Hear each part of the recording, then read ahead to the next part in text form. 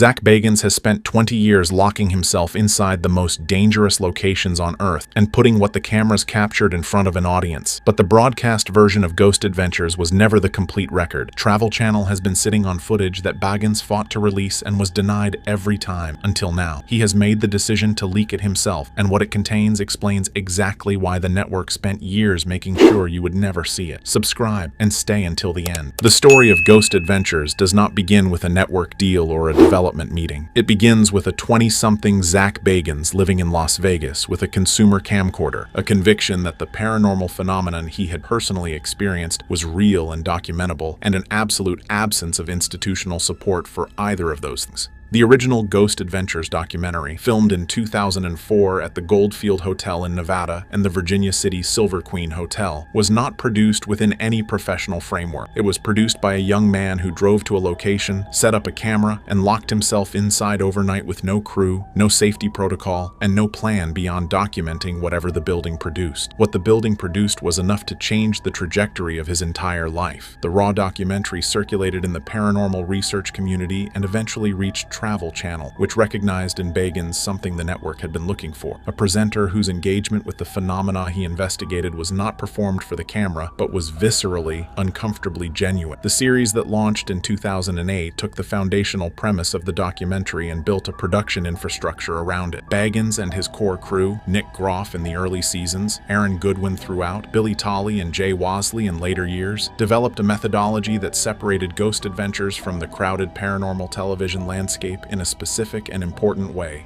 The lockdown format, in which the team sealed themselves inside a location overnight with no outside contact, was not a television gimmick. It was a deliberate investigative choice designed to eliminate the possibility of contamination and to expose the crew to extended periods of uninterrupted contact with whatever phenomenon the location produced. What that exposure did to Bagans personally over 2 decades of sustained practice is something the broadcast episodes have documented in fragments without ever fully accounting for. The physical effects are the most visible part of the record, the documented instances of scratches, burns, and physiological responses that occurred during investigations and were captured on camera without conventional medical explanation. The psychological dimension runs deeper and is less visible in the broadcast material, but more significant in terms of understanding why the leaked footage exists. Bagans has spoken in general terms across multiple interviews about the cumulative effect of decades of direct exposure to extreme paranormal phenomenon, about the way that exposure changes a person's relationship to the world they inhabit and to the frameworks by which most people navigate reality. What he has not spoken about publicly, in any interview or on any platform, is the specific content of the footage Travel Channel suppressed,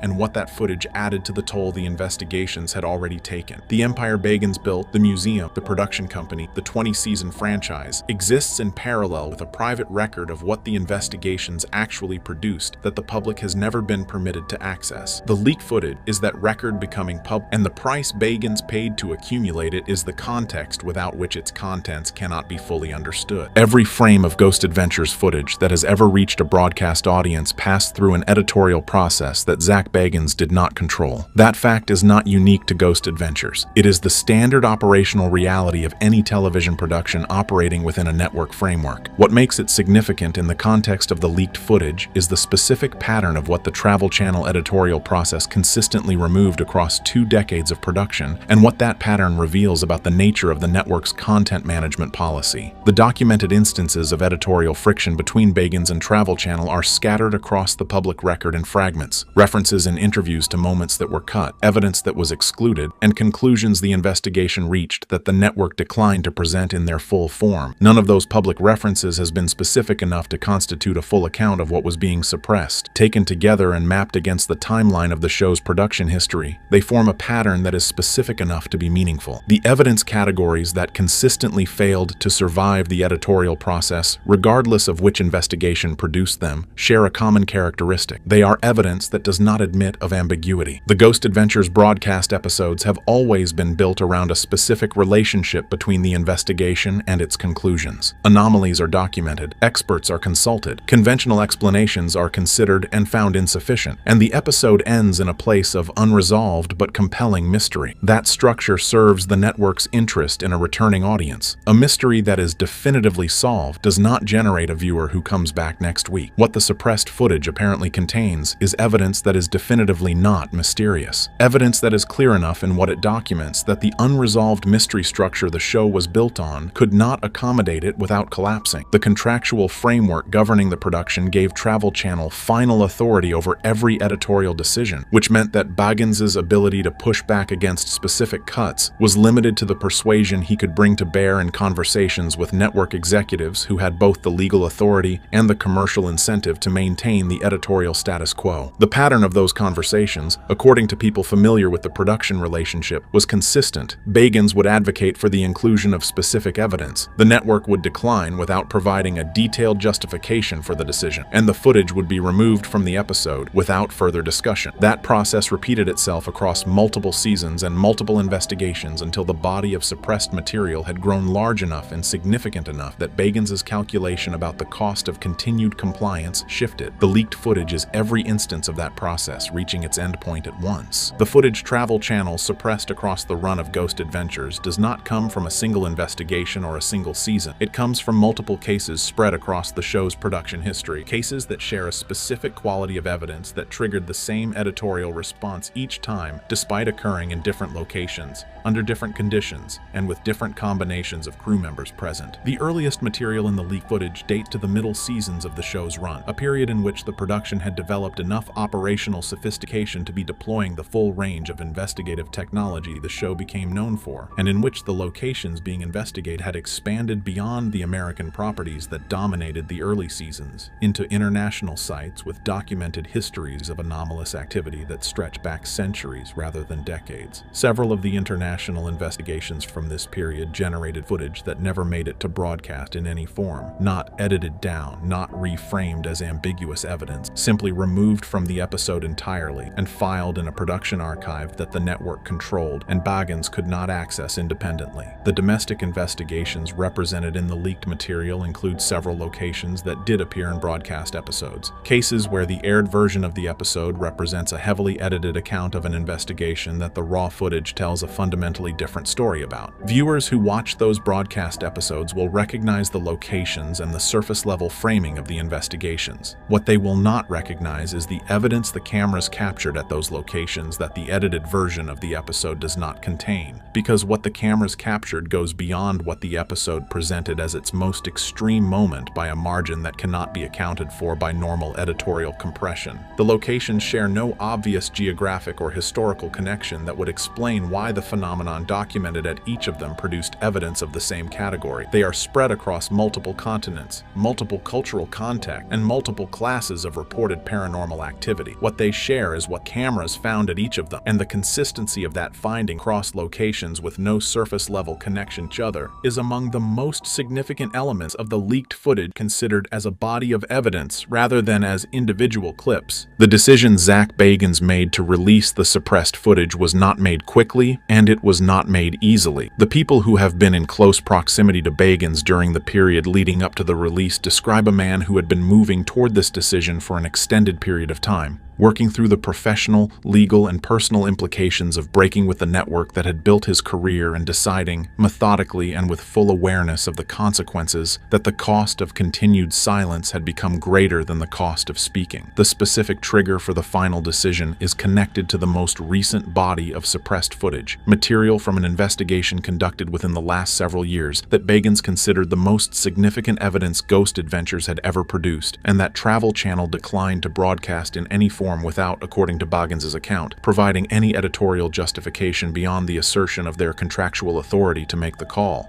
That response, the network exercising its authority without engaging with the substance of what Bagans was advocating for, was not new. What was new was what the suppressed investigation had produced, and what Bagans understood about the implications of keeping it hidden. The footage from that investigation, which forms the centerpiece of the leaked material, documents a sequence of events that Bagans has described in the limited indirect references he has made to it, as the moment the investigation of paranormal phenomenon stopped being an open question for him. Not a moment that deepened the mystery, a moment that resolved it, and the resolution it produced was not one that Travel Channel was willing to put in front of an audience regardless us of how Bagans framed the editorial conversation. The professional relationship between Bagans and Travel Channel had been built on a specific implicit agreement that the network would broadcast the investigation, and Bagans would accept the editorial framework that the network imposed on how that investigation was presented. The suppression of footage that Bagans considered definitive rather than ambiguous broke that agreement from Bagans's perspective in a way the prior pattern of editorial cuts had not. Prior cuts had shaped the presentation of evidence that was genuinely open to interpretation. The suppression of the most recent material was the suppression of evidence that was not. That distinction was the line Bagans had apparently drawn for himself without articulating it as such, and the network's decision to cross it was the decision that made the leak inevitable. The leaked footage opens with material that Ghost Adventures viewers will recognize as consistent with the show's established investigative style: the location establishment, the crew deployment, the baseline readings. What it contains beyond that baseline is what Travel Channel spent years ensuring no audience would see. The earliest sequence in the leaked material comes from an international investigation conducted during the middle period of the show's run at a location whose documented history of paranormal activity predates the modern era by several centuries. The broadcast episode from that investigation presented a compelling but ultimately ambiguous account of anomalous activity. The suppressed footage from the same investigation documents a sequence that occurred in the final hours of the lockdown, after the cameras had been running for an extended period and the crew had moved into the deepest section of the location, in which something became visible on multiple camera feeds simultaneously that no post-production analysis has been able to attribute to any equipment artifact, lighting condition, or environmental factor present at the site. It is visible on 3 independent camera feeds at the same time. It responds to direct address from Bagans in a manner that the footage documents clearly enough that the response is not a matter of interpretation, and it is present in the location for an uninterrupted period of time long enough that its presence cannot be attributed to a momentary instrument anomaly or a transient visual disturbance. The second major sequence in the leaked material comes from a domestic investigation at a location that did not appear in any broadcast episode, a site the production visited and then apparently made a decision not to associate publicly with the show at all. What the cameras captured at that location during a specific 40-minute window of the lockdown is the sequence that people who have seen the full leaked footage have described with the greatest consistency and the greatest difficulty. The physical environment of the location changed during that window in a manner that the footage documents across every camera feed running at the time. A change that is not subtle, not ambiguous, and not attributable to any conventional explanation that the production's technical team has been able to generate in the years since the footage was recorded. The third sequence, the most recent material and the material Bagans has described as the reason he made the decision to release, documents the investigation that finally broke the implicit agreement between the investigator and the network. What it contains is the question the entire 20-year catalog of Ghost Adventures was building toward, answered on camera in a way that no editorial framework could have contained without lying about what the footage shows. Presented individually, each sequence in the leaked footage would represent the most significant paranormal evidence Ghost Adventures ever produced. Presented as a body of evidence accumulated across multiple investigations spanning a significant portion of the show's production history, they demonstrate something that goes beyond any individual case and into the territory of a systematic finding, a conclusion that the investigations were converging toward across years of fieldwork at locations with no surface-level connection to each other. The first analytical question applied to paranormal footage is always the question of authenticity, whether what the cameras appear to show is what was actually present at the location, or whether it is the product of equipment artifact, post-production manipulation, or deliberate staging. The leaked footage has been subjected to independent digital forensics analysis by 2 separate firms whose findings are consistent with each other and unambiguous in their conclusions. The footage has not been altered. The anomalies visible across the multiple camera feeds in each sequence are not post-production composites. The physical evidence of environmental changes documented in the second major sequence is consistent across every recording device running at the time, in a manner that rules out individual equipment malfunction as an explanation. What the cameras show is what was present at the locations when the cameras were rolling. The second analytical question is the question of conventional explanation, whether what the footage documents can be accounted for within the existing frameworks of physics, biology, psychology, or any other established discipline. This is where the leaked material's significance becomes impossible to contain within any conventional analytical framework the relevant disciplines currently possess. The simultaneous multi-feed visibility of the phenomenon documented in the first sequence eliminates eliminates the range of perceptual and psychological explanations that are typically applied to single-witness paranormal accounts. You cannot explain away something that 3 independent cameras recorded at the same time by reference to the perceptual state of the observer. The environmental changes documented in the second sequence have been reviewed by a structural engineer and 2 environmental scientists whose independent assessments are consistent in finding no conventional explanation for what the footage shows happening to the physical space of the location during the relevant window. The third sequence, the most recent material, has not been subjected to the same breadth of independent analysis because its contents are of a character that makes the question of conventional explanation beside the point. What it documents does not require scientific analysis to establish that it falls outside the range of anything the existing scientific literature accounts for. It requires only watching, and that, the fact that its implications are visible rather than requiring expert interpretation to access, is the most significant thing about it, and the most direct explanation for why Travel Channel buried it. The surface explanation for why Travel Channel suppressed the Ghost Adventures footage is the one that applies to any network making a content decision about material it considers too extreme for its audience. Liability concerns, advertiser sensitivity, the risk of broadcasting evidence that invites a level of public scrutiny the network is not equipped to manage. That explanation is available and it is not entirely wrong, but it does not account for the totality of the suppression.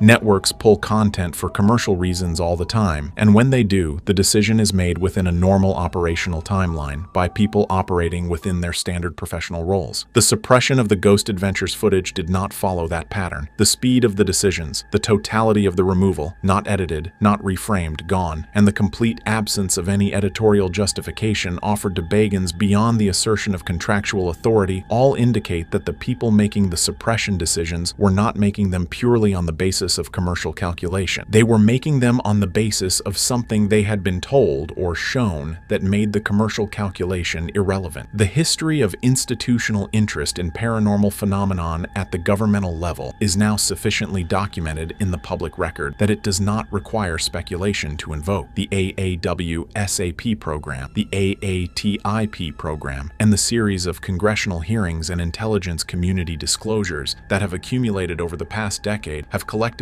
established that agencies operating at federal level have maintained active research programs focused on anomalous phenomenon for decades. Those programs have a documented interest in managing what enters the public record about phenomena they study. Ghost Adventures, across 20 seasons of investigation at locations spread across multiple continents, has been operating in the same evidential territory those programs have been monitoring. The intersection of those two facts, the institutional interest in managing disclosure and the Ghost Adventures footage documenting evidence of the category those institutions monitor, is the most direct explanation for why the suppression of the leaked material went beyond what commercial television networks typically do with content they find inconvenient. Travel Channel did not make the decision to bury this footage alone, and the entity that helped them make it has a much longer history of burying this kind of evidence than any cable network does. The professional consequences of Zak Bagans releasing the suppressed footage without network authorization are not ambiguous. The contractual framework governing the Ghost Adventures production gives Travel Channel remedies for exactly this kind of unilateral disclosure, and the network's response to the leak will define the future of a franchise that has been one of the most commercially successful productions in paranormal television history. Bagans made this decision knowing all of that. The people close to him during the period leading up to the release described someone who had done the full accounting of what the leak would cost and concluded that the ledger came out the same way regardless of how many times he ran the numbers. What the suppressed footage documents is evidence he considers the public's right to see. The professional cost of releasing it is real and he will bear it. The professional cost of continuing to sit on it, of knowing what the footage contains and choosing institutional compliance over disclosure had become something he was no longer able to pay. For Ghost Adventures as a franchise, the implications extend beyond the legal and contractual situation Bagans now occupies. 20 seasons of broadcast episodes exist in a context that the leaked footage fundamentally alters. The audience that watched those episodes understood them as the complete account of what the investigations produced. They were not. Every broadcast episode that covered a location represented in the leaked material was a partial account, a version of the investigation from which the most significant evidence had been removed before the audience was permitted to see it. That realization does not diminish what the broadcast episodes contain. It reframes it. The anomalous evidence that made it through the editorial process and onto television was the portion of the record Travel Channel was willing willing to show. The leaked footage is the portion they were not. Taken together, they constitute the full record of what Ghost Adventures actually documented across 2 decades of investigation. That full record is now in the world. And for Zak Bagans, the man who built everything around the conviction that the phenomenon was real and the evidence deserved to be seen,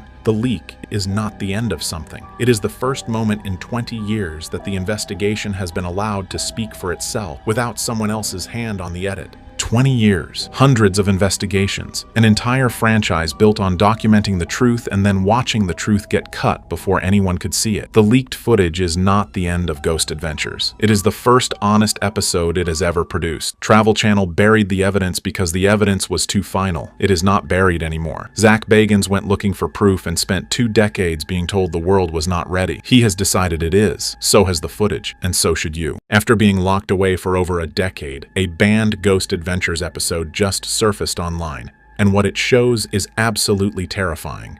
We're talking about an investigation so dangerous that the Travel Channel refused to air it and ordered all footage destroyed. An episode where Zak Bagans and his crew encountered something so malevolent that crew members were hospitalized, possessed, and psychologically destroyed. The location was so evil that Zak himself said they should never have gone there and vowed never to return. For years, the network denied this episode even existed, threatening legal action against anyone who mentioned it. But leaked footage has finally emerged, and it reveals the darkest moment in Ghost Adventures history. What did they find that was too disturbing for television? Hit subscribe, because what we're about to reveal will change everything you thought you knew about paranormal investigation. Ghost Adventures premiered on the Travel Channel in 2008 and quickly became the most aggressive, confrontational paranormal investigation show on television. Led by Zak Bagans, along with Groff and Goodwin, the crew didn't just observe paranormal activity. They deliberately provoked spirits, challenged demons, and pushed investigations to dangerous extremes that other shows wouldn't dare attempt. The format was simple but intense.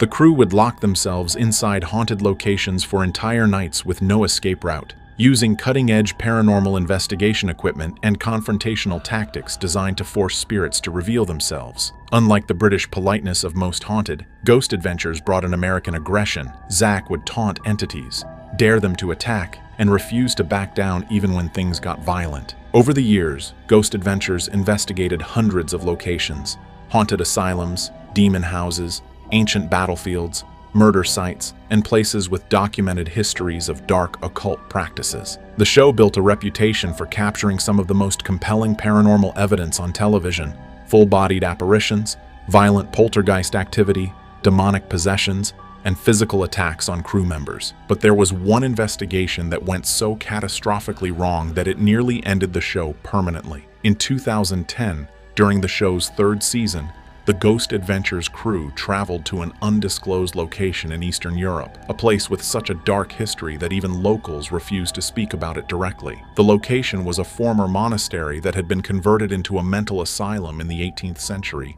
then used as a prison and execution site during World War II, and finally abandoned after a series of mysterious deaths in the 1960s. The building had triple-layered trauma, centuries of religious oppression, decades of psychiatric abuse and experimental treatments, and wartime atrocities including torture and mass executions. Paranormal investigators who'd attempted to explore the location previously reported overwhelming negative energy, violent attacks, and psychological breakdowns that lasted long after leaving the premises. Zak Bagans was obsessed with investigating this location. He'd heard stories about it for years, tales of demonic entities, portals to other dimensions, and spirits so malevolent that they could follow investigators home and destroy their lives. Against the advice of local experts, religious authorities, and even his own crew members, Zak insisted on moving forward with the investigation. The production company and Travel Channel were hesitant, but ultimately approved the investigation with strict conditions: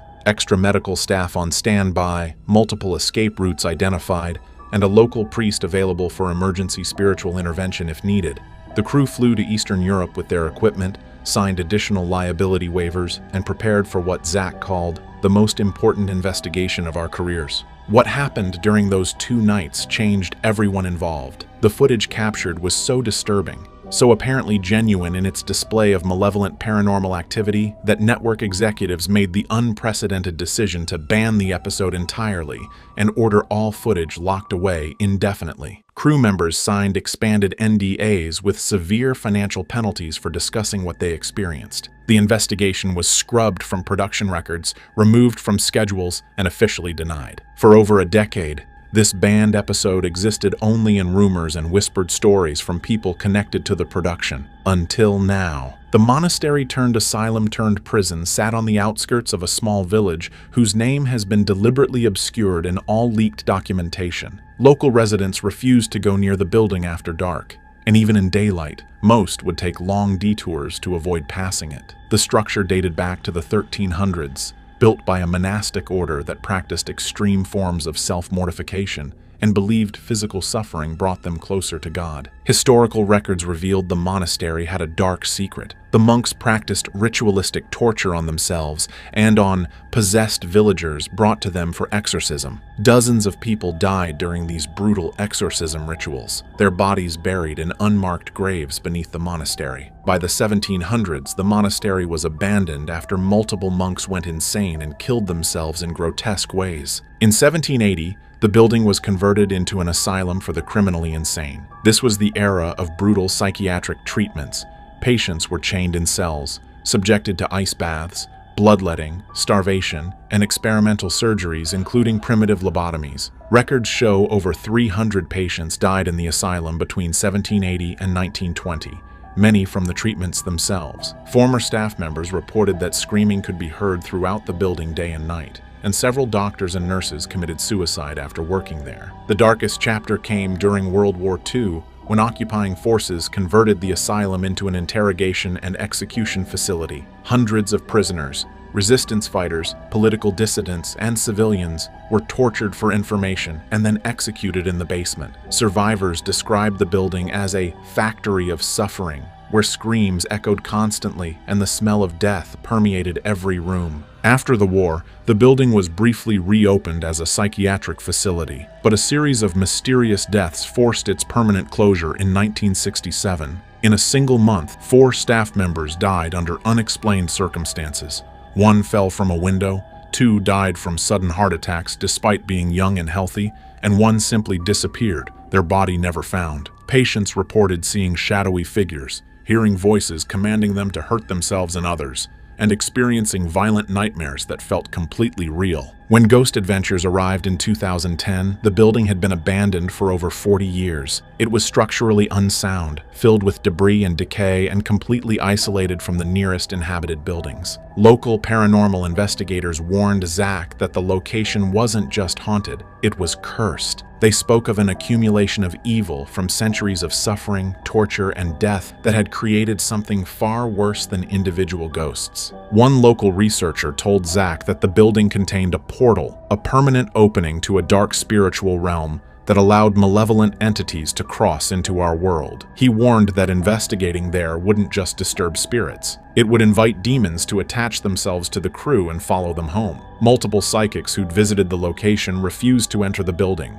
claiming they could feel the malevolence radiating from it even from hundreds of feet away. Zak dismissed these warnings as superstition and local legend. He'd investigated dangerous locations before and always emerged unscathed. He was confident in his equipment, his experience, and his ability to handle whatever they encountered.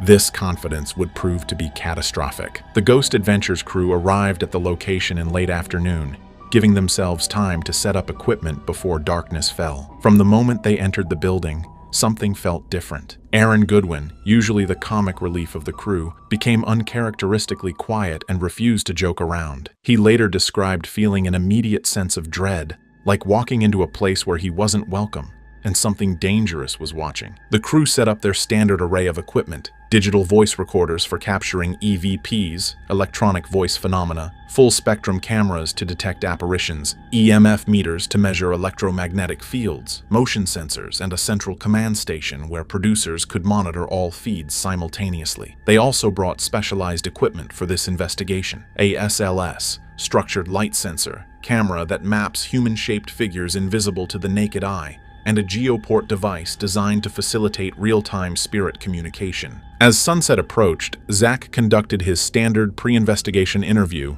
where he explains the location's history and what they expect to encounter. But watching the leaked footage, you can see he's already affected. His usual bravado seems forced, and he keeps glancing over his shoulder as if sensing something behind him. At one point, he stops mid-sentence and asks the camera operator, "Did you hear that?" though nothing is audible on the recording. The investigation officially began at 9 p.m., when the crew locked themselves inside with no exit until dawn. Within the first hour, equipment started malfunctioning in ways the crew had never experienced. Cameras would shut off randomly despite fresh batteries, then turn back on pointing in different directions. Audio recorders captured what sounded like whispered conversations in multiple languages, including Latin, German, and languages nobody could identify. The SLS camera immediately detected multiple human-shaped figures throughout the building, far more than the crew had ever seen at any location. These figures weren't static. They moved with apparent purpose, following crew members, blocking doorways, and at times appearing to reach out toward investigators. Most disturbing was that the SLS figures sometimes appeared in groups, huddled together as if watching the crew.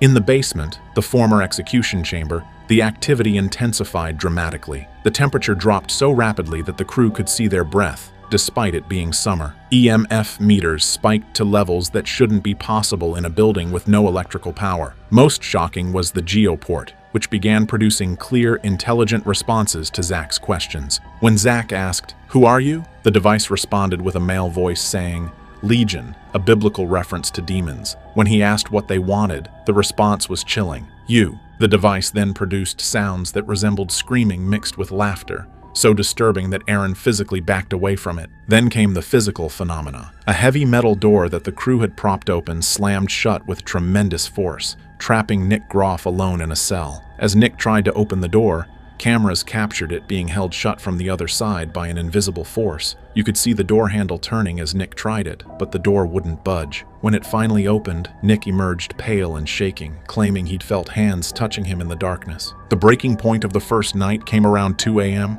Zak was conducting a solo investigation in the former monastery chapel when he began acting strangely. His speech became slurred, his movements erratic, and he started speaking in a voice that didn't sound like his own.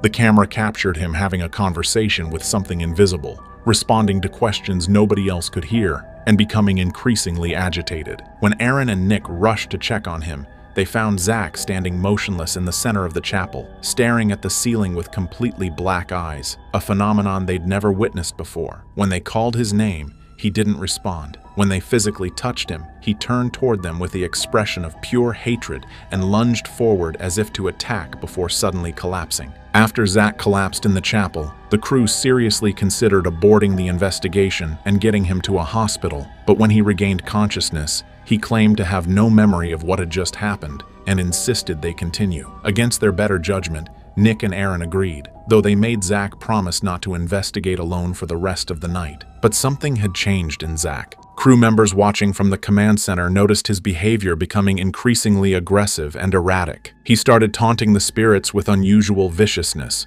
using provocations he'd never used before. Blasphemous statements, challenges that seemed designed to invite the darkest possible entities to manifest. Around 3 a.m., Zak announced he was going to attempt a full evocation, deliberately inviting any entity present to possess him so they could communicate directly. Nick and Aaron protested, saying this violated their standard safety protocols, but Zak became angry and insisted. Watching the leaked footage, you can see genuine fear on Nick's face as he realizes Zak isn't acting like himself. What happened next is the most disturbing footage in Ghost Adventures history. Zak sat in the center of the former torture chamber, surrounded by EVP recorders and cameras, and verbally invited any spirit present to come inside me and speak through me. Within seconds, his body language completely changed. His posture shifted, his facial expression twisted into something cruel and predatory, and when he spoke, the voice was different, deeper, with an accent that sounded Eastern European. The entity speaking through Zak identified itself as a former SS officer who had tortured and executed prisoners in that very room during World War II.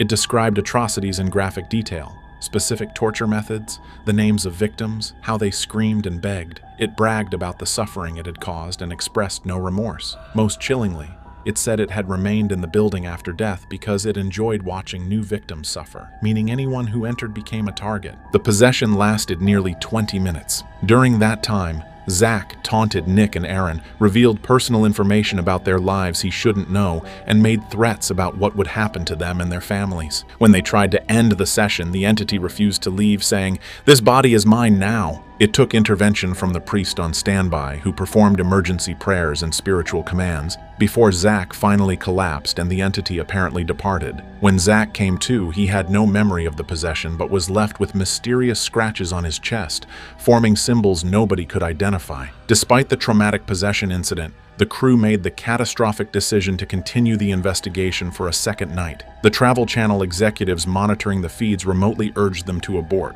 but Zak insisted they needed to return and confront what we started. This decision would lead to footage so disturbing that the network would later claim it was too dangerous to ever broadcast. During the second night, the paranormal activity escalated to levels that defied explanation. Multiple cameras captured the same full-bodied apparition simultaneously, a figure in military uniform walking through rooms, observing the crew, and at times appearing to give orders to invisible subordinates. Thermal imaging showed the figure had a distinct heat signature, which shouldn't be possible for a spirit. But the most shocking footage came from a locked room in the basement where the crew had set up a stationary camera. The room had been completely empty when they sealed it, with all entrances monitored. Yet when they reviewed the footage later, it showed furniture moving on its own, stacking into a pile in the center of the room, then bursting apart violently. Objects appeared to levitate and hover for extended periods before being thrown against walls with tremendous force. Most disturbing was what happened when Aaron was sent alone into the former morgue area for a solo investigation.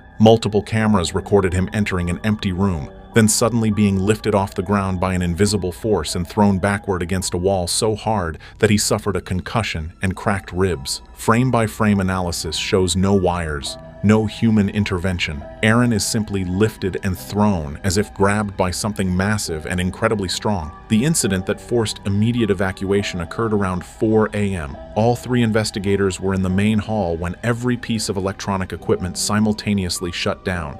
Cameras, recorders, lights, everything. In the complete darkness, they heard what they described as hundreds of voices, screaming in unison, a sound so loud and overwhelming that it was physically painful. When equipment suddenly powered back on moments later, the footage showed all three investigators curled on the floor, covering their ears, clearly in distress. But most shocking was what the cameras captured in that brief darkness.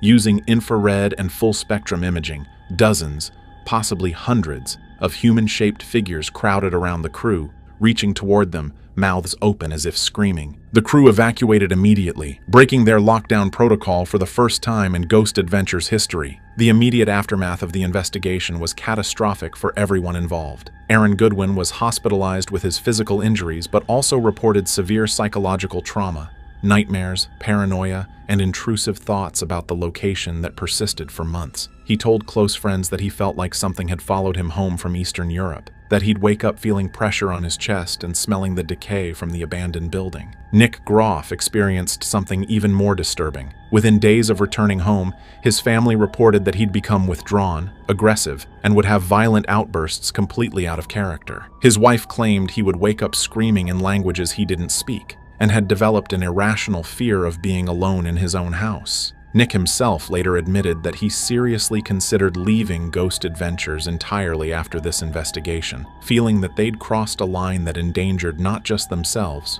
but their families. Zak Bagans suffered the worst effects. Beyond the physical scratches that appeared during his possession, marks that took weeks to fully heal and left permanent scars, he reported experiencing what he believed were demonic attachments. He described feeling constantly watched, hearing voices, and experiencing episodes where he'd lose time and have no memory of what he'd done. Objects in his house would move on their own. Electronics would malfunction, and he reported seeing shadow figures in his peripheral vision. Most concerning were the personality changes. Friends and crew members noticed Zak becoming increasingly obsessed with dark occult subjects, more reckless in investigations, and showing signs of what some described as possession symptoms even weeks after leaving the location, speaking in different voices during sleep, having knowledge of historical events he'd never studied, and expressing thoughts and beliefs that contradicted his known personality. Multiple crew members who worked on the production side but never entered the building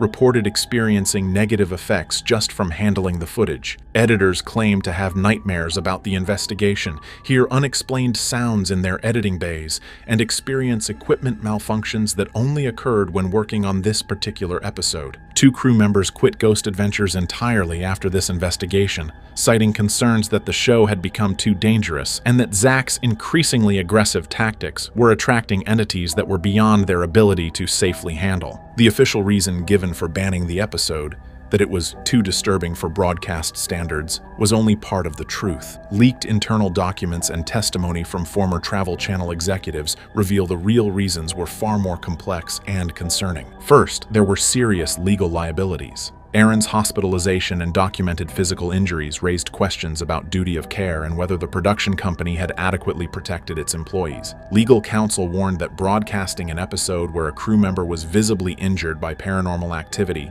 could open the network to massive lawsuits if viewers attempted to recreate the investigation and were harmed. More significantly, psychological consultants who reviewed the footage warned that broadcasting certain segments could trigger serious psychological distress in vulnerable viewers. The possession footage in particular was deemed potentially harmful to people with mental health conditions, religious trauma, or susceptibility to suggestion. The network feared being held responsible if viewers experienced psychological breaks after watching. There were also political considerations. The investigation took place in a location with sensitive World War II history, and broadcasting footage that appeared to show a former SS officer's spirit bragging about war crimes raised diplomatic concerns. The government of the host country reportedly pressured the Travel Channel through diplomatic channels to suppress the episode to avoid reopening painful historical wounds. Insurance companies that covered the production threatened to cancel policies if the episode aired, arguing that it would encourage copycat investigations at dangerous locations and increase liability exposure. The financial pressure from insurers was reportedly a major factor in the decision to ban the episode. Perhaps most disturbing were reports from religious organizations. Multiple Catholic priests and religious scholars who viewed the footage claimed it showed genuine demonic activity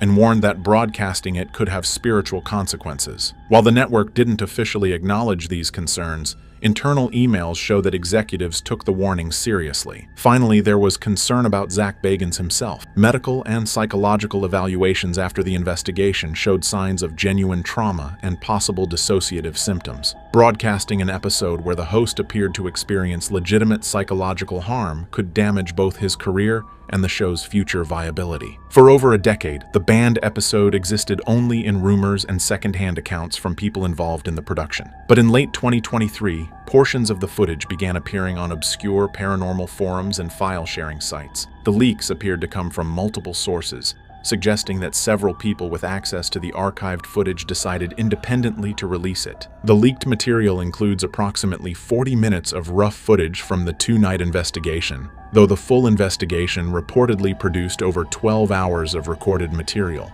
What's been released is enough to verify many of the stories that had been dismissed as exaggeration or fabrication. The possession footage is particularly disturbing. You can see Zak's physical transformation, his facial muscles contorting, his eyes appearing to change color, though this could be lighting effects, and his voice becoming genuinely different. Most chilling is watching Nick and Aaron's reactions.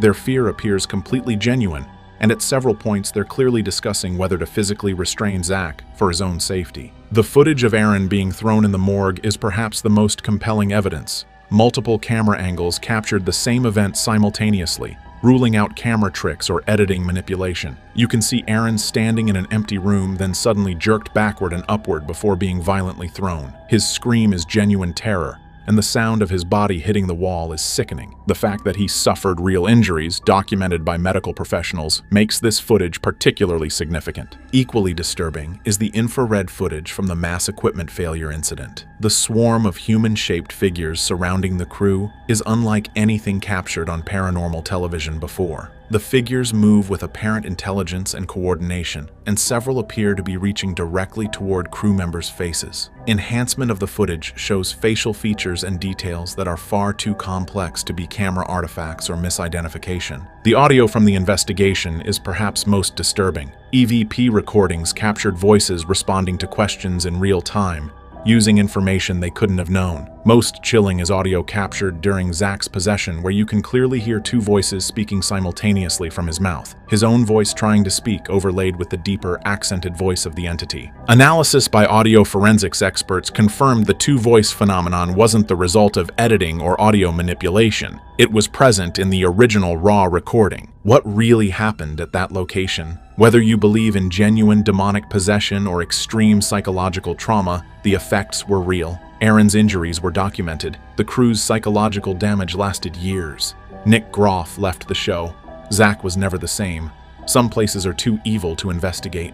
Just minutes ago, information leaked from inside the production of Ghost Adventures confirms that a crew member was hospitalized following a terrifying incident that occurred during an uncut lockdown, footage the network has refused to air. According to early reports, the event forced Zak Bagans to halt filming, shut down the location, and remove multiple staff from the scene. What happened inside that building was not a typical EMF spike or disembodied voice. Crew describe it as the most direct physical event ever caught off camera. Subscribe now, because what unfolded in that dark hallway has left even longtime investigators shaken. The investigation was never meant to take place inside the east wing of the abandoned facility. Even in the planning stages, producers flagged that section of the building as structurally unsafe, and local historians warned that the wing's reputation for violent encounters was far more severe than anything previously documented by Ghost Adventures. Staff who scouted the location in daylight reported an oppressive silence inside the corridor, a stagnant stillness that felt unnatural even for a dead building. But when Zak Bagans reviewed the preliminary walkthrough footage, he insisted the team conduct a full lockdown there without cutting, without leaving, and without external crew interference. What he didn't know was that the decision would set the stage for one of the most dangerous nights in the show's history. According to town records, the East Wing had once served as an isolation ward where patients were kept without visitors, windows, or sunlight. Former employees admitted that staff refused to work alone in the wing after sunset, and multiple reports described a presence that followed people out into the main hallway. One former nurse said she quit her job after hearing footsteps behind her during rounds, only to turn and find the hallway empty every single time. Decades later, when urban explorers entered the same corridor, several claimed to hear low breathing in their ear before sprinting out in panic. Locals insisted the wing wasn't haunted, it was predatory. When the Ghost Adventures crew arrived, the building reacted instantly. Their equipment carts rolled on their own despite the floor being level. Battery drains hit before the team even crossed the threshold. The digital thermometer dropped 10 degrees the moment the East Wing door opened, and a deep, metallic hum vibrated through the walls as if something inside recognized they had returned. Aaron Goodwin reported nausea immediately. Jay felt a sudden pressure behind his eyes. Even Zak, who rarely comments on pre-lockdown sensations, stated plainly, "I don't like the energy in this hall. It feels aware." Still, the plan proceeded. Cameras were mounted, audio recorders tested, emergency lights were shut off. This would be the last time the crew stood in that hallway with the comfort of preparation. Because once the lockdown began, the building made it clear they were not alone. The moment the lights were killed and the doors sealed, the energy inside the East Wing shifted from uneasy to suffocating. Full lockdown procedures meant no stepping outside, no resetting equipment, and no stopping the cameras. It also meant the crew had only their handhelds, body-mounted audio, and the ambient darkness surrounding them. Almost instantly, the familiar static of baseline EMF began to spike, not in short bursts, but in a rising, steady climb that suggested a continuous electrical presence drifting just above human height. Zak whispered that he felt something pacing behind us, though no footsteps were caught on audio. It wasn't until later that they realized the audio recorder had been recording, but not playing back anything from the hallway at all. As the team advanced deeper into the wing, the first wave of physical symptoms struck. The camera operator at the rear reported dizziness and sudden temperature drops at his back, as if something cold were inches away from touching him. Aaron's left arm went numb for several seconds. Jay described the sensation of static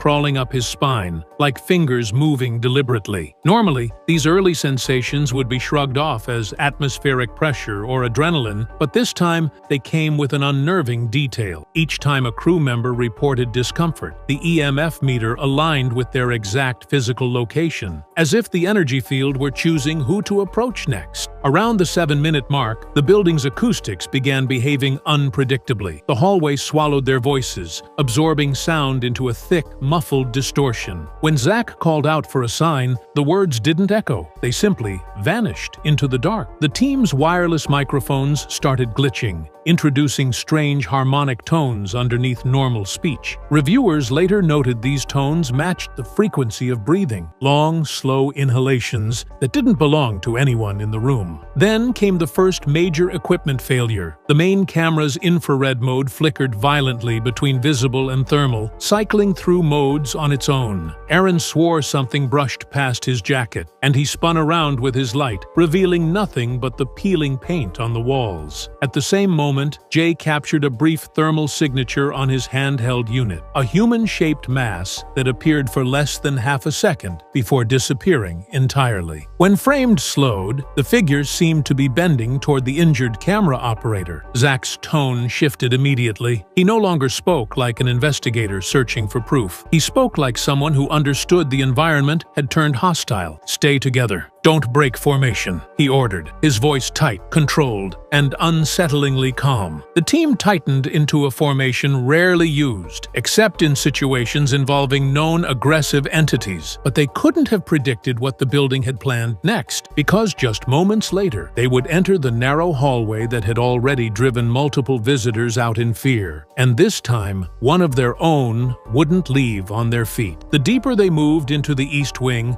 the more the atmosphere thickened, as if the building itself was narrowing around them. The hallway ahead was infamous among former staff, a long, windowless stretch known for producing violent outbursts in patients and panic attacks in anyone who entered alone. Even Zak, who had researched the location extensively, admitted that the wing's central corridor carried a history darker than the rest of the building combined. But none of them expected the environment to shift so abruptly the moment their boots crossed its threshold. The temperature dropped nearly 15 degrees in under 3 seconds, triggering simultaneous alarms on multiple handheld sensors. Aaron gasped, clutching his chest, saying he felt like someone was standing directly behind him, leaning in. The camera operator, who would later collapse, reported hearing a single whispered word, something he couldn't understand, but described as uncomfortably close to my ear. Audio recorders captured nothing but a faint tonal distortion at the exact timestamp, a warping sound that grew louder each time the clip was replayed. The entire hallway seemed to absorb their lights. Even with high-output IR on, visibility collapsed by half. Shadows stretched unnaturally long along the wall, bending at angles inconsistent with any known light behavior. Jay aimed his thermal camera ahead, and for a split second, a cold mass appeared halfway down the corridor, motionless, humanoid in silhouette. By the time he blinked, it was gone. When he rewound the footage, the clip refused to play. The timestamp froze. The data corrupted for that single second. Then came the first major interference event. Every wireless mic cut simultaneously, producing a loud pop through the headsets, followed by a shrill, low-frequency hum. The hum vibrated through their ribs, tightening their breathing. Zak called out, but his voice did not transmit. Instead, the system recorded his words only as static, except for one anomaly. Just beneath the static, a second voice appeared, lower, almost growling, mirroring the cadence of his speech with a half-second delay. The pressure in the hallway intensified. The air felt denser, heavier, as if something unseen filled the space around them. The crew described the moment as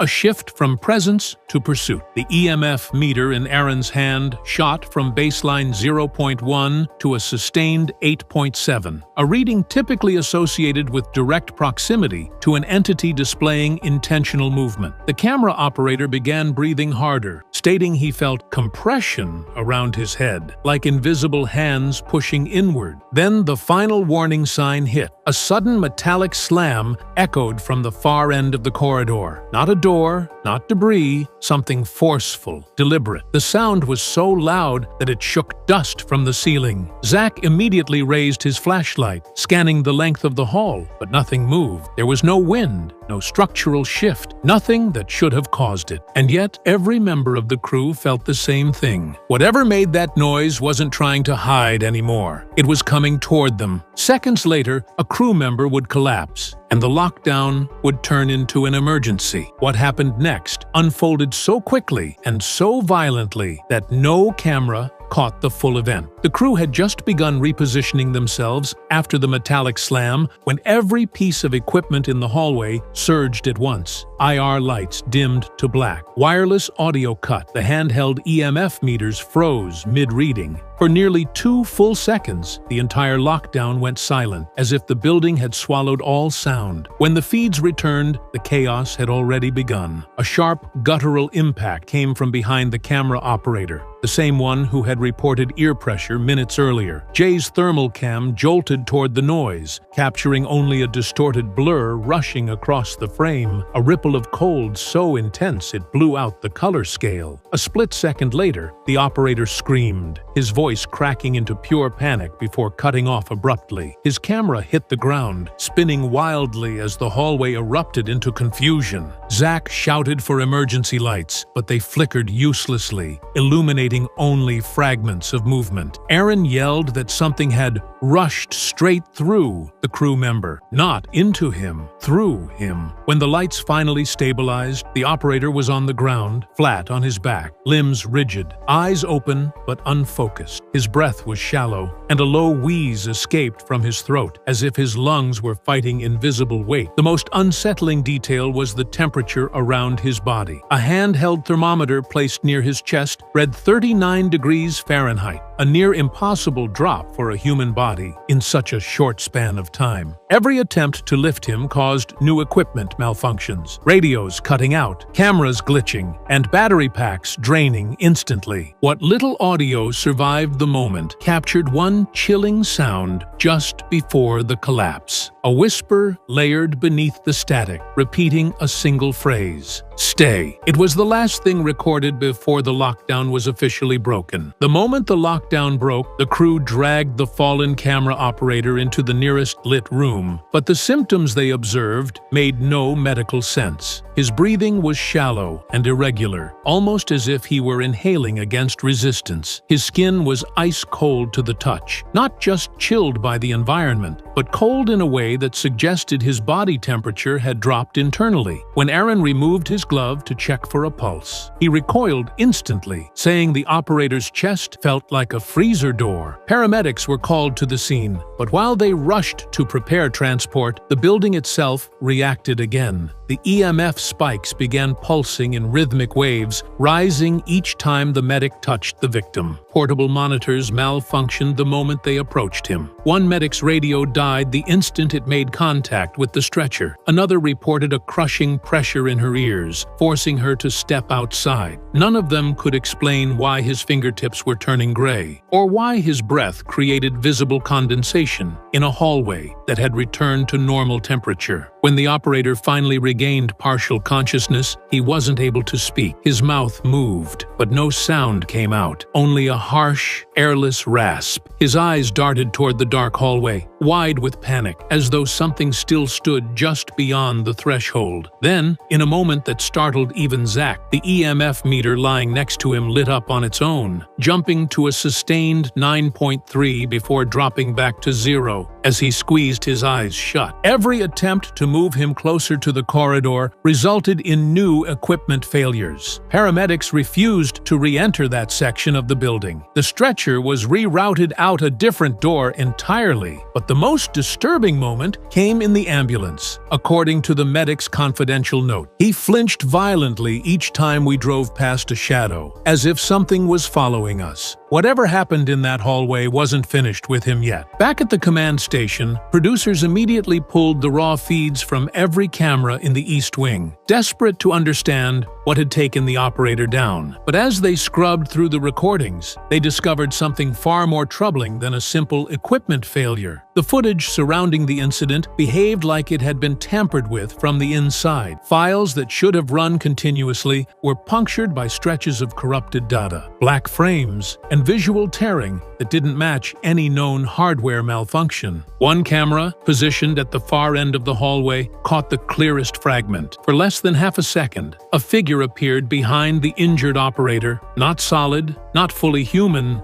but a distorted mass bending unnaturally forward as if leaning into him. Its outline bulged and contracted like heat mirage, yet the thermal signature registered as colder than the surrounding air by nearly 30 degrees. Analysts later confirmed the figure's distortion matched the same temperature drop recorded on the operator's chest. Even more disturbing was the audio beneath the visual corruption. When isolated and enhanced, a layered frequency emerged, a growl-like vibration that shifted into something faintly resembling a voice, raspy, slow, deliberate. The spectral analysis showed the sound hitting frequencies outside normal human capability. 3 words were detected, though only one was unmistakably clear: "I'm here." The network's legal team immediately intervened. They flagged the audio as psychologically destabilizing and recommended it never be aired, not even in a censored form. The clip was moved to a restricted server accessible only to senior producers and Zak himself. Zak's reaction was uncharacteristically subdued. After reviewing the footage alone, he reportedly stepped out of the room and said only, "That thing wasn't showing itself to the camera, it was showing itself to him." From that moment forward, the episode was frozen. No more previews, no promotional cuts, no release date. Because what they captured in that hallway didn't just injure a crew member, it proved that something inside the building was aware of them and responding. Once the severity of the incident became undeniable, Zak made a decision he has made only a handful of times in the history of Ghost Adventure. He ordered a full, immediate shutdown of the lockdown. No more filming, no more EVP sessions, no more thermal sweeps or spirit box attempts. The East Wing was declared off-limits. Even veteran crew members, many with years of exposure to violent hauntings, described the shift in Zak's tone as unlike anything they'd heard before. He wasn't angry, he wasn't shaken. He was worried. Behind the scenes, the remaining crew were ushered into a holding room while paramedics transported the injured operator. Zak arrived moments later, his face pale, visibly tense. According to multiple crew reports, he didn't raise his voice. He didn't need to. His silence alone communicated the gravity of what they had just encountered. When he finally spoke, his words were simple but chilling.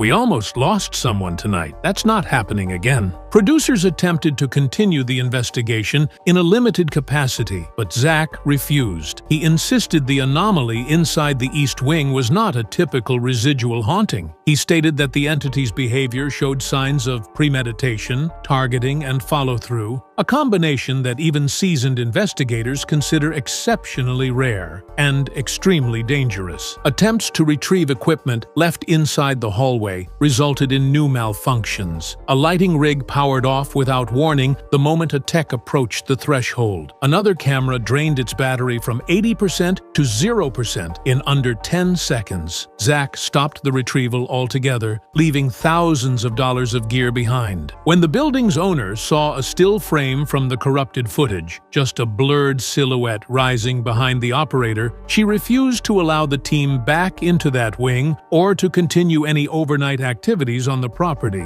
Before exiting the location for the final time, Zak made a statement to the internal crew log. "This place isn't haunted by something trapped. It's haunted by something that chooses when to act." The investigation was officially over, but the consequences of that night were far from finished. Back at headquarters, the atmosphere was unlike anything the Ghost Adventures team had experienced. Instead of the usual energetic debrief, senior staff gathered in a closed-door emergency meeting. Phones were left outside. Footage was locked behind encrypted access. This was not about editing an episode. This was about containing an incident. Medical consultants, producers, and technical engineers sat around the table while a still frame from the corrupted hallway footage flickered on the monitor. A blurred, distorted figure bending toward toward the fallen operator. Zak entered quietly, noticeably shaken. When asked if the episode should move forward, he didn't hesitate. "We're not airing a lockdown that nearly killed someone." His voice wasn't dramatic. It was firm, decisive. But underneath it, everyone sensed the deeper truth. Airing that clip risked provoking something beyond their control. Medical staff reported the operator's condition as stable but abnormal. He complained of intense cold that wasn't reflected in hospital readings and flinched whenever shadows passed near the bed. When asked if he remembered the moment he collapsed, he simply muttered, "It got inside the room before it got to me." Doctors had no explanation for his symptoms. Then came the technical review. Engineers revealed that several parts of the footage weren't corrupted by equipment failure. They appeared rearranged, overwritten, reshaped by something interacting with the file itself. One technician described it as distortion with intention, a phrase that left the room silent. If the entity was influencing digital systems, airing the footage could expose audiences to the same destabilizing frequencies recorded in the hallway. Legal advisors stepped in next. They warned that broadcasting the audio, especially the whispered phrase captured moments before the collapse, could open the network to liability for psychological harm. They recommended complete suppression of all uncut footage. Finally, Zak spoke again. This wasn't just an attack. It was deliberate. "We pushed too far." His expression made it clear. What happened wasn't paranormal entertainment. It was a breach. The consensus was unanimous. The episode would be shelved indefinitely. The uncut footage would remain locked. The building owner later banned all future investigations on the property, citing entity volatility. As of now, the hospitalized crew member continues to recover, but refuses to return to filming. And insiders believe this lockdown marked a turning point for the entire series. Because this time, the entity didn't just make itself known, it fought back. Breaking news is spreading through the paranormal community tonight after Nick Groff, former star and co-creator of Ghost Adventures, has just stepped forward with shocking claims about what really happened behind the scenes of the show, why he vanished from television, and the terrifying encounter that he says changed his life forever. Fans are panicking,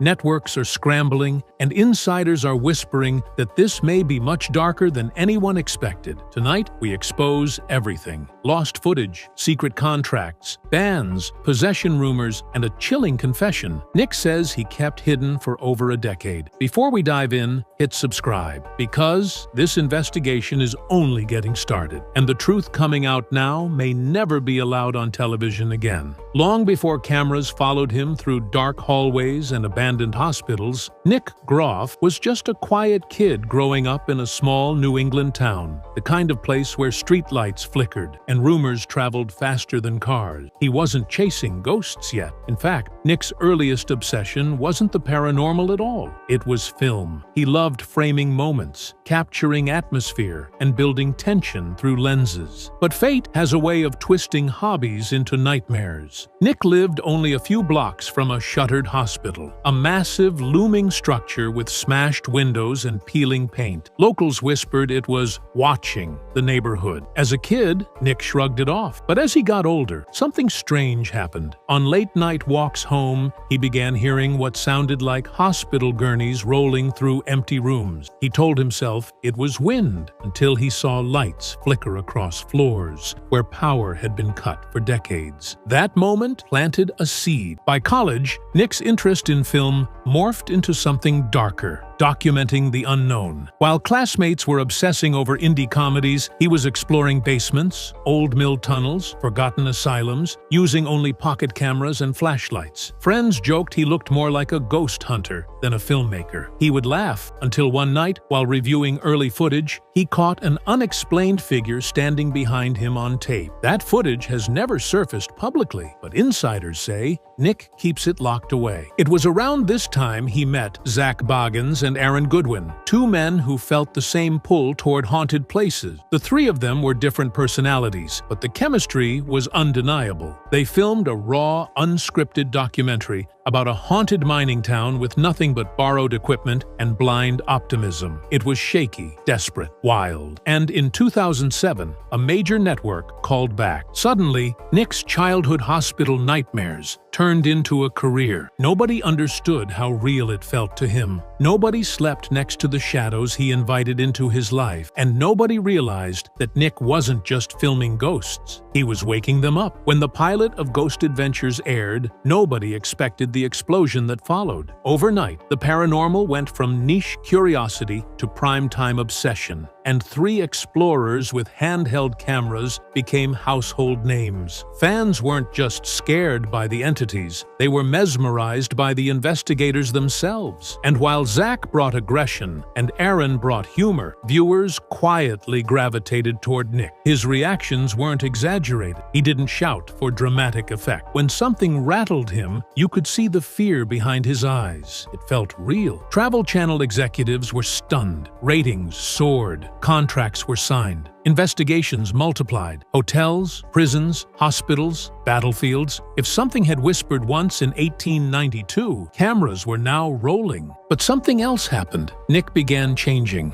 Crew members noticed it first. Off camera, he grew quieter. He'd stand alone in dark corners of locations after filming had wrapped, staring at places everyone else avoided. During interviews, he spoke in fragmented thoughts, like his mind was still inside haunted hallways long after the camera stopped recording. Fans replayed episodes, pointing out how he would pause before entering certain rooms, as if he already knew something was waiting. Hours of lost sleep, constant travel, inhaling decades of mold, and subjecting his psyche to the world's darkest energy was not in any network handbook, but producers loved it. The more frightened Nick appeared, the better the ratings. The pressure mounted, audience expectations grew, and to maintain the fear factor, cameras started rolling even when investigators weren't ready. Nick was being pushed deeper. Investigations intensified, locations grew more violent, objects flew, doors slammed, and audio tech caught voices that seemed to whisper Nick's name. Then came the most disturbing detail. Multiple episodes captured a shadow following directly behind him, frame by frame. Fans commented, "Why does it always linger near Nick?" Producers ignored it. Meanwhile, Nick's demeanor shifted from curious filmmaker to something else entirely. He looked drained, pale, weighted down. But instead of pulling him back, the network doubled down, booking darker locations, longer lock-ins, and more aggressive experiments. The show was no longer documenting hauntings, it was manufacturing danger. And as the world cheered, Nick quietly realized something chilling. Fame wasn't chasing ghosts. Ghosts were chasing him. The investigation that changed everything began like any other production weekend. The crew drove into a forgotten industrial town in Ohio, where an abandoned textile plant locals called Shadow Mill sat rotting beside a drained riverbed. Chemical runoff stained the concrete. Graffiti artists refused to go inside. And according to local police logs, the building's night watchman had quit, every single one, after reporting movement in the rafters and breathing in the stairwell. On arrival, Nick felt something immediately. His microphone picked up low humming, even when he stood perfectly still. The air was heavy, like inhaling warm water. The team set up cameras, and as night fell, temperatures dropped unnaturally fast. Jackets frosted. Metal flashlights filmed white with condensation. Then came the smell. Burnt hair and wet iron. Producers were thrilled. Nick wasn't. Halfway through shooting, the crew lost contact with Nick's headset. At first, they assumed interference. It wasn't unusual for old machinery to scramble signals, but when the silence stretched past 3 minutes, then 5, then 10, panic rippled across the team. Cameras cut through black hallways until they found him, standing perfectly still, facing a massive weaving machine from the 1940s, his mouth half open, whispering. His whisper didn't match the lip movements. In the raw audio review, technicians heard a second, deeper voice layered beneath his own. It spoke in a rasping, gasping cadence, like drowning syllables. When Nick snapped out of it, he panicked, asking why everyone looked pale. He had no memory of the missing 14 minutes. They wrapped early. Back at the hotel, equipment refused to turn on, batteries drained, files corrupted. The next morning, the entire audio stream of Nick's disappearance was gone, deleted directly from the master archive. No overwrite, no log,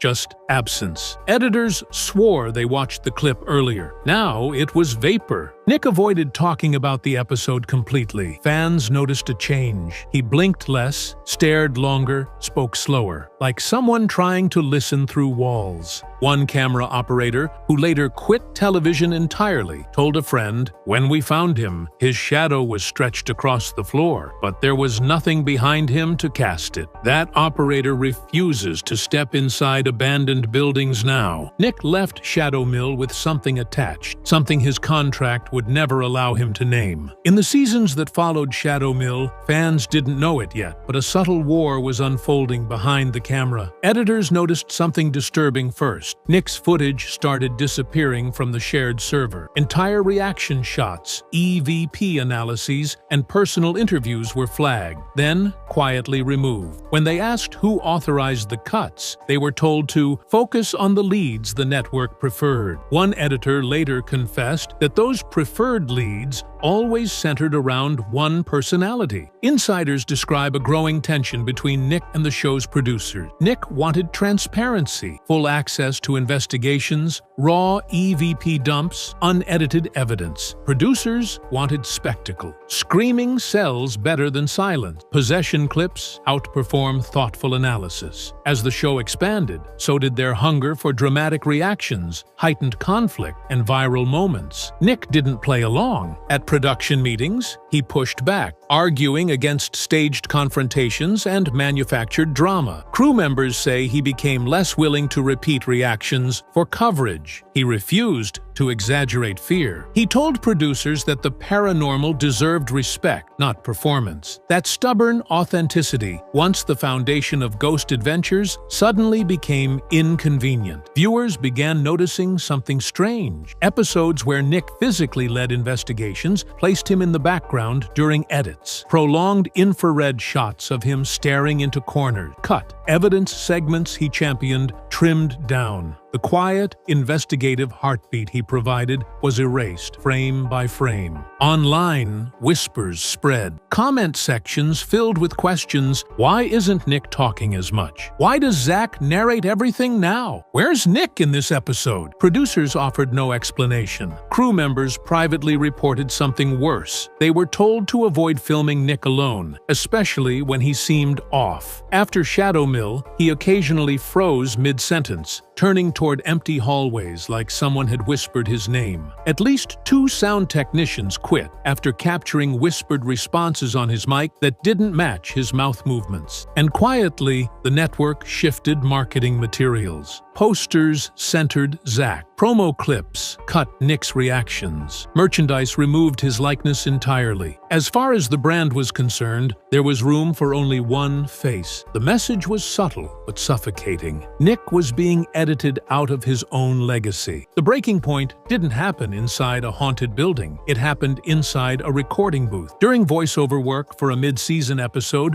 witnesses say Nick's voice suddenly cracked mid-sentence. His breathing changed, low and ragged, like he was inhaling smoke. He paused, closed his eyes, and then began whispering, but not in English. His lips barely moved as the sound engineer stared, frozen. The whisper recorded clearly on the monitors, layered, like multiple voices slipping in and out of sync. The room felt cold. Seconds later, Nick collapsed. Crew members rushed him to a hospital under the direction of network representatives. They signed him in under an alias, standard for celebrities. But the doctors had questions. Nick's vocal cords showed severe strain, like he'd been screaming for hours. His cortisol levels were so high the doctor asked if he'd been awake for days. His pupils dilated unevenly. He complained of pressure in his ears, like something's breathing inside the walls. What scared the medical staff most wasn't his symptoms, it was his sleep study. Sensors recorded violent REM spikes and involuntary muscle convulsions. Brainwave patterns resembled trauma victims and patients reporting night terrors. But Nick insisted he'd barely slept all week because of voices tapping the window. The hospital wanted to keep him overnight for observation. The network refused. They signed discharge forms. Nick was back on the road within hours, exhausted, wide-eyed, whispering to himself. Crew say the van ride back to set was silent, except for the sound engineer quietly crying. Something in Nick's voice in that booth had unnerved him so deeply, he resigned 2 weeks later. When the medical reports came back, one note stood out: patient presents physiological symptoms consistent with extreme psychological pressure or parasitic sleep disruption. But there was no official diagnosis attached. Within days, the entire file vanished from the hospital's digital system. The doctor who signed the original report later claimed he had no memory of the visit. Nick requested a short break from filming afterward. Producers denied it. Ratings were surging. The show needed him on camera, even if something unseen was wearing him down. For the first time in his career, Nick stopped smiling on set. He confided to a fellow investigator that the nightmares had changed. The shadow from the textile mill wasn't just staring anymore, it was whispering his real name. When renewal negotiations came around, Nick expected standard paperwork, more episodes, travel budgets, maybe a minor raise. But the contract slid across the table wasn't routine. It was a containment document, pages of tightly worded legal language, clauses underlined in red, and several bizarre restrictions. Lawyers representing the network insisted they were industry standard. Nick had never seen anything like them. First was the non-compete clause. For several years, he would be prohibited from appearing in any paranormal programming, not just ghost shows. Any production involving superstition, folklore, or unexplained activity. That alone would kill his career. But deeper within the contract was something stranger, a gag clause barring him from discussing certain locations, including the Shadow Mill investigation. He couldn't speak about lost audio, crew behavior changes, or phenomena resulting in personality alteration. Those exact words appeared 3 times throughout the document. Then came the most chilling section: media likeness ownership. The company would own all footage of Nick Groff's voice, image, and energetic representations. Lawyers refused to define that last phrase. When Nick pressed, they deflected, saying it referred to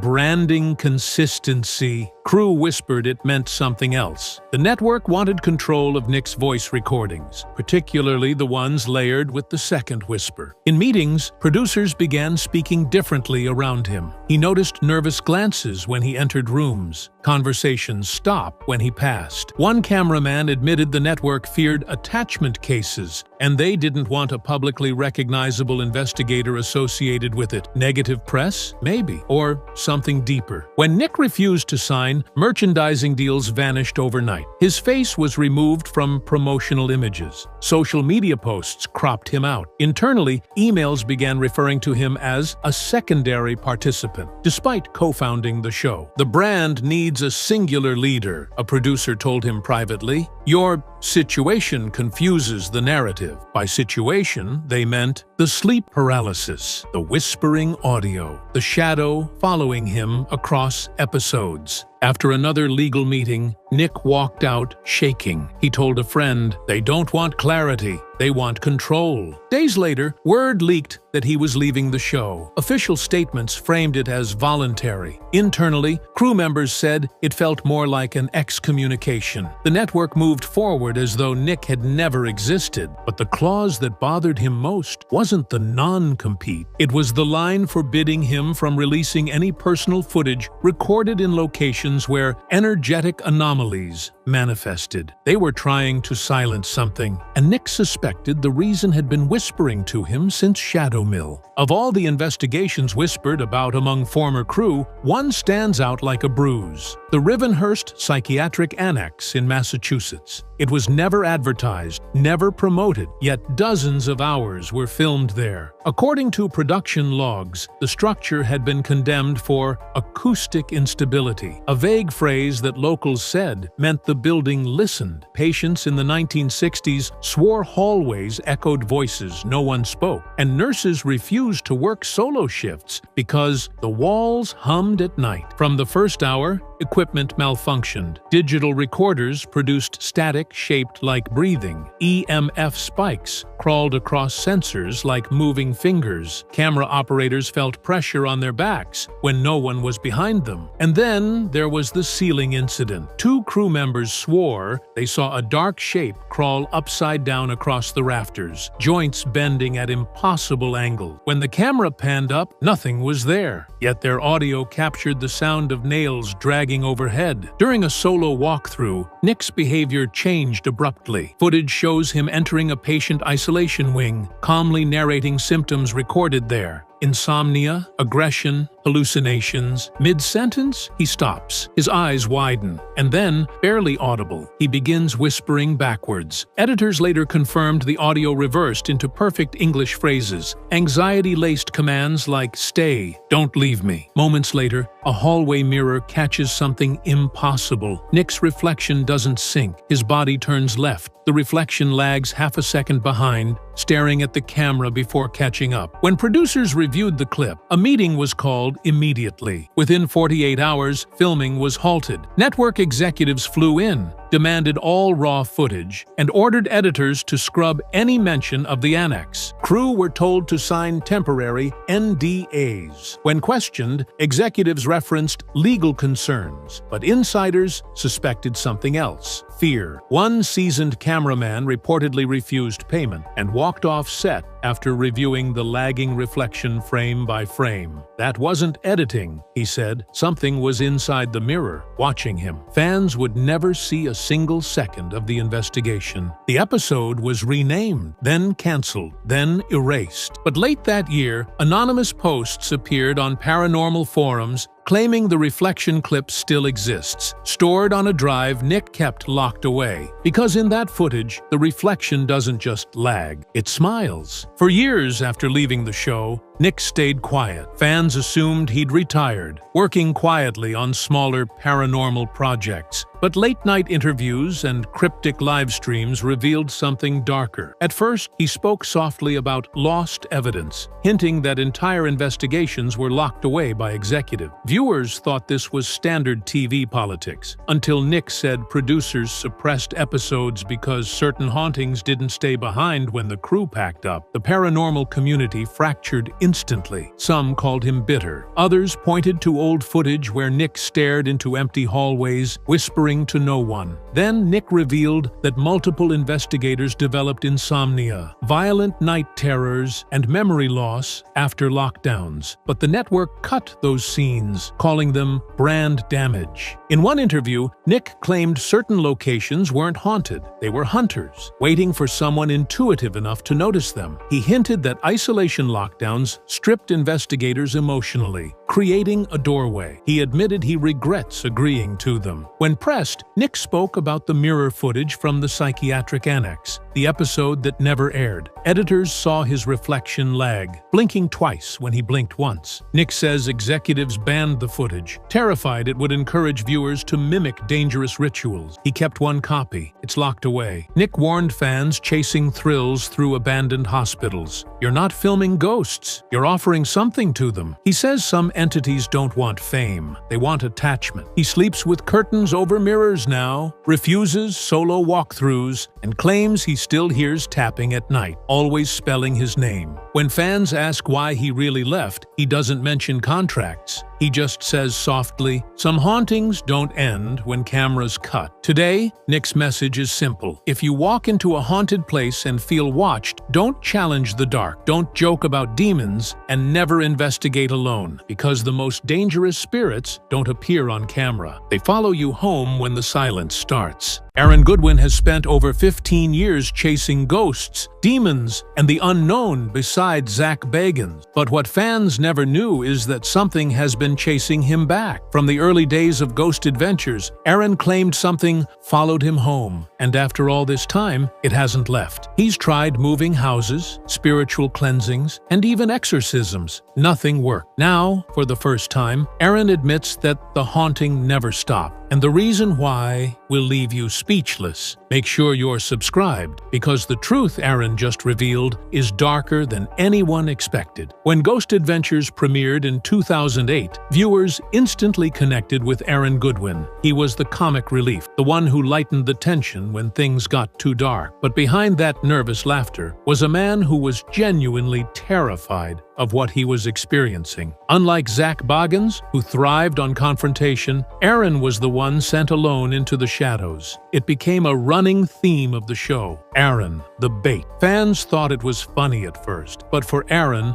those solo moments left scars that never healed. The first time he said something attached to him was during the now infamous investigation at Bobby Mackey's Music World in Kentucky, a location the crew would revisit multiple times over the years. That night, Aaron felt something touch his back, cold and deliberate. He froze, unable to speak, as Zak and Nick watched his reaction through night vision. It felt like electricity, Aaron said later, but alive. Afterward, his personality seemed to shift. He became quieter, more cautious. When the team wrapped filming, Aaron started noticing strange things at home. The air would turn icy for no reason, and shadows crossed the walls when no one else was around. He'd wake up drenched in sweat, convinced someone was standing in the corner. Zak teased him about it on camera, calling him paranoid, but privately, he admitted that something was different. It's like something stuck to him that night, Zak once said. Even in the early seasons, there were moments fans never saw. Crew members claimed Aaron refused to enter certain rooms, saying he could feel something breathing. Others recalled him breaking down during sound checks, muttering, "It followed me again." That was the beginning of a 15-year nightmare. What started as an unexplained chill in a haunted bar grew into a presence that wouldn't let go. Something that followed Aaron from hotel rooms to his own home, and eventually into every episode they filmed. As one producer later said, he wasn't just hunting ghosts anymore, he'd become one of their favorite targets. The night everything changed for Aaron Goodwin took place in Goldfield, Nevada, inside a decaying hotel where the crew had been filming late into the night. The Goldfield Hotel was already legendary among paranormal investigators, rumored to house violent entities. But for Aaron, what happened there went beyond any haunting the crew had ever encountered. It started simple. Zak and Nick were filming in the upper floors, while Aaron was sent alone to cover the basement corridor. He carried only a camera and a digital recorder, his breath visible in the cold air. "If anyone's down here, show yourself," he said, half joking, his voice echoing off the walls. Moments later, the camera jolted violently. In the raw footage, which only a handful of editors have seen uncut, a dark shape moved behind him fast, like a living shadow. The feed cut out for 6 seconds. When it came back, Aaron was crying, muttering under his breath, "It touched me." Zak and Nick found him moments later, pale and shaking. When they asked what happened, Aaron just kept saying, "It went through me." That phrase stuck with them for years. He wasn't saying it touched him. He said it passed through him. After that, his energy changed. Zak noticed it immediately. He was quieter. I'd never seen him that way before. He didn't joke, didn't laugh. It was like something drained him. For weeks after Goldfield, Aaron complained of dizziness, blackouts, and constant nightmares. Crew members said he'd wake up screaming in hotel rooms. At first, everyone thought it was exhaustion, the toll of long nights in haunted places. But when Aaron started hearing voices calling his name, even when the cameras were off, he realized something else was happening. In a later interview, he admitted that the Goldfield incident was the moment he knew the attachment was real. "You don't forget that kind of feeling," he said. "It's like something slipped inside and stayed there. I tried to pray it away, tried to ignore it, but it was already part of me." That night in Nevada wasn't just another episode. It marked the start of what Aaron would later describe as a 15-year haunting that followed him through every home, every season, and every investigation that came after. As Ghost Adventures grew from a cult hit into a global phenomenon, Aaron Goodwin's haunting grew with it. Fans saw the edited episodes, the dramatic jumps, the night vision scares, the humor that lightened the fear. But behind the scenes, Aaron's world was unraveling. He wasn't sleeping much. He'd wake up in hotel rooms during filming, unsure where he was, the air freezing around him. At home, lights flickered, objects moved on their own, and his pets refused to enter certain rooms. During one investigation in 2011, Zak noticed something strange about Aaron's energy. "It's like the air around him was heavier," he said. "I could feel it before we even started filming." Cameras often malfunctioned near him. Audio recorders captured deep growls that followed only his voice. Even EVP analysts noticed that Aaron's name appeared more frequently in recordings than anyone else's. In one chilling clip, a whisper clearly said, "He's ours." The sound engineers thought it was interference until they slowed it down and realized it repeated twice. Aaron tried to laugh it off publicly, but privately, he was falling apart. He moved 3 times in 2 years, but each house became active within weeks. "It doesn't matter where I go," he told a fellow investigator. "It finds me." He began burning sage nightly, wearing protection bracelets, and consulting psychics. One told him point blank, "You're not haunted by a place, you're haunted by memory." The crew began to notice his mental strain. Nick Groff once said, "There were times Aaron didn't want to go back inside. He'd look at a building and just shake his head. He'd already been through enough." But Ghost Adventures kept evolving, demanding bigger, darker locations, abandoned hospitals, prisons, asylums, and Aaron, despite everything, kept going. "If I'm already living with it," he said once, "I might as well face it head on." By 2013, the haunting had become part of his identity and part of the show's legacy. He wasn't just Aaron Goodwin, the cameraman, or the comic relief. He was the man something had claimed. The living evidence that when you chase the dead long enough, one might just decide to chase you back. By 2016, the haunting that had once been whispered about in fan circles had taken over Aaron Goodwin's life. Every new season of Ghost Adventures seemed to pull him deeper into darkness. His once upbeat personality had dimmed, replaced by exhaustion and fear that he could no longer hide. During the filming of Ghost Adventures, Aftershocks, a special episode designed to revisit previous investigations, Aaron finally broke down on camera. His voice trembled as he admitted, "I don't think it ever left me. I think it's part of me now." The crew and fans were stunned. What had once been treated as a running joke, Aaron being the bait, was suddenly horrifyingly real. He spoke of vivid nightmares where unseen hands dragged him toward the same dark hallway from Goldfield. He described black shadows that appeared in mirrors behind him, whispering his name in the same deep growl they'd caught on EVP years earlier. Zak tried to protect him, insisting the show tone down solo investigations, but Aaron refused. "If it's attached to me," he said, "I'm not gonna hide from it. I want to understand it." Still, those close to him noticed the change. He was always cold, always tired. Crew members described lights flickering when he entered a room. One audio technician claimed his equipment failed repeatedly whenever Aaron stood near it, only to work perfectly moments later. Desperate for relief, Aaron turned to spiritual cleansings. He met with priests, mediums, even Native American shamans, but every ritual seemed to provoke the entity instead of banishing it. During one cleansing, a crucifix on the wall reportedly fell and shattered. Another time, a mirror cracked right as the prayer ended. Aaron later said, "It laughs now, like it knows I can't stop it." That year marked a turning point. The haunting was no longer a mysterious possibility. It was an undeniable part of his existence. And the more he tried to fight it, the more it seemed to feed on his fear. By 2017, the haunting had evolved from strange occurrences into something darker and much harder to explain. Editors and production staff began whispering about footage that never made it to air. In the cutting rooms, files labeled Aaron_cam restricted circulated briefly before being locked away under archival only. One assistant editor later described watching raw footage of Aaron during a solo lockdown in an undisclosed location. He wasn't himself. It was like someone else was controlling his movements. In the video, Aaron stands perfectly still for nearly 4 minutes, eyes open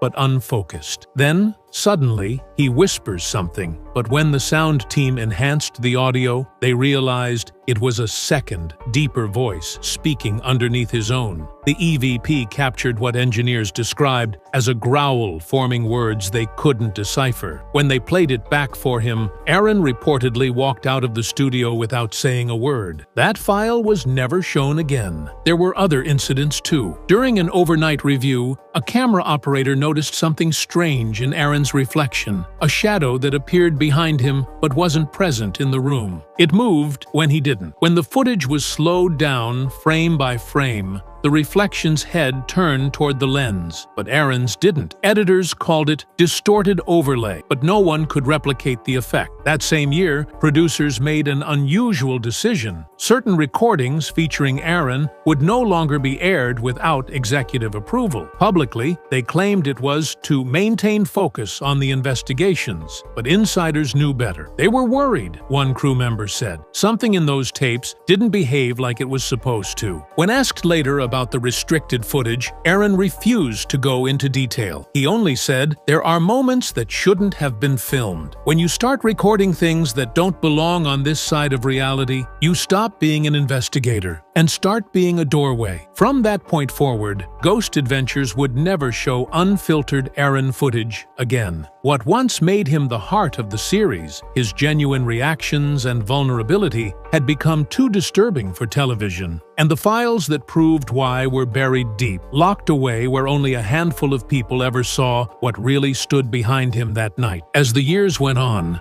the haunting took its toll not just on Aaron's spirit, but on his mind and body. Those close to him said he stopped sleeping for more than a few hours at a time. He would show up to shoots pale, shaking, and unfocused, sometimes staring into empty corners for long stretches. During interviews, his voice wavered when he spoke about faith, about light, about the possibility of peace. "I used to laugh everything off," he told a podcast in 2018. "Now I just feel like I'm trying to survive every day." Friends noticed his personality fading. The humor that once defined him was gone. Zak and the crew tried to pull him back, but the change was deep. "He wasn't scared anymore," Zak said once. "He was numb, and that scared me more than anything." The more Aaron opened up about his experiences, the worse they seemed to get. Psychics warned him that speaking its name or describing its behavior might be feeding the attachment, giving it energy, acknowledgement, power. But silence only made him feel more trapped. He began keeping journals full of scribbled prayers and drawings of symbols he said came to him in dreams. His handwriting was shaky, frantic. He described seeing his reflection blink when he hadn't. Doors in his home opened by themselves, sometimes in broad daylight. A neighbor later claimed to have seen a figure standing in Aaron's window long after he'd left for filming. When asked about it, Aaron said simply, "That's not me." Relationships crumbled under the pressure. He grew isolated, avoiding people, convinced that anyone close to him could be affected. "I can't bring this around anyone," he said. "It doesn't like that." Those who'd known him since the beginning said he'd become hollow, still kind, still gentle,